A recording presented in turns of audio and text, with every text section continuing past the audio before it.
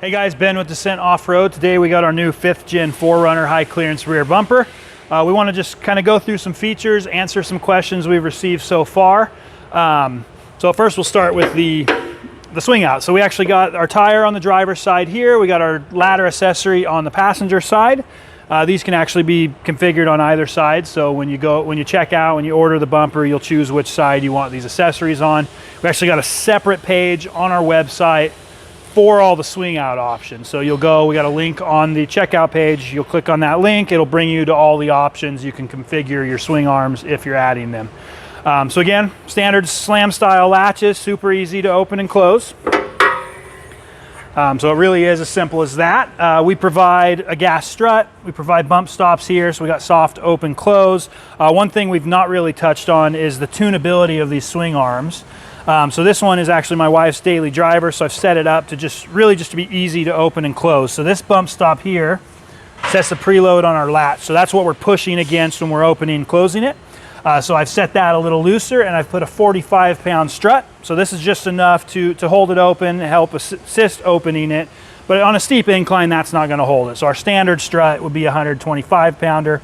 But again, you can order these right off Amazon, super easy to get a hold of if you're daily driving and you just want ease of opening and closing. Really little to no effort on closing and opening these swing arms.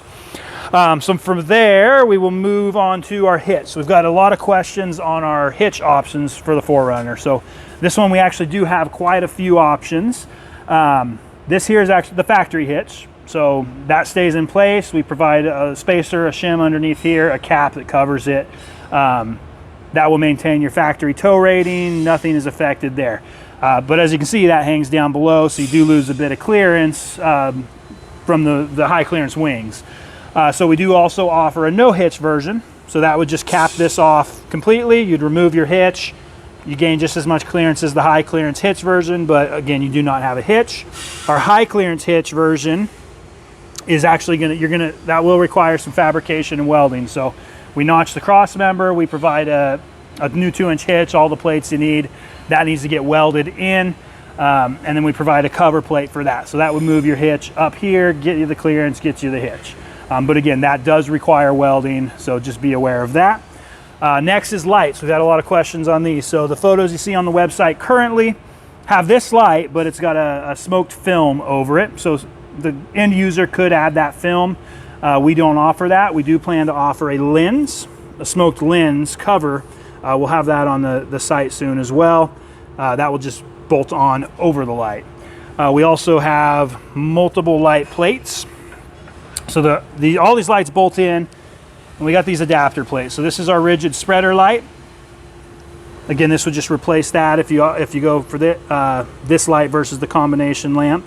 And it just bolts in place. We got our rigid ignite. So that's, again, just a backup light. The rigid spreader has your backup and then a halo you can order in different colors. You could tie that into your brake light, your running lights, or just whatever. And then we got a blank off plate if you go no lights at all. So super versatile. You can switch that out at any time as well. One thing we do want to note is the reason for the combo lights is as you add a bigger tire, 34, 35, plus an accessory, jerry can basket, a tray, you do start somewhat blocking your tail lights. So that's the big reason to consider the combo lamps, stop, tail, turn, reverse. These can wire in and just make it a little safer, a little more legal than potentially blocking our lights there. As we walk around to the corner here, so this one is a 22 model, so we do have the blind spot monitors on this one. We have successfully relocated those from down here up behind the plastic. So far they're functioning. We're gonna do a bit more testing on that, and then we'll add the compatibility and the bracket to the website.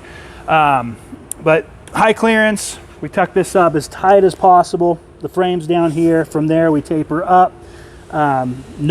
No exhaust modifications are needed. However, you're most likely going to want to have that tailpipe rerouted because it does hang down pretty low. So if you're taking it off-road, that's going to get beat up.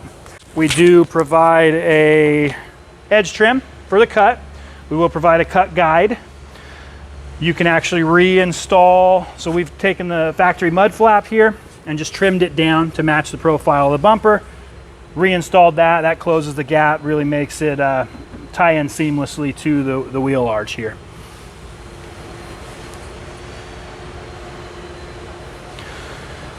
All right, I think that should answer most questions we've received so far. We're pretty excited about this one and hope you guys are as well. Appreciate it.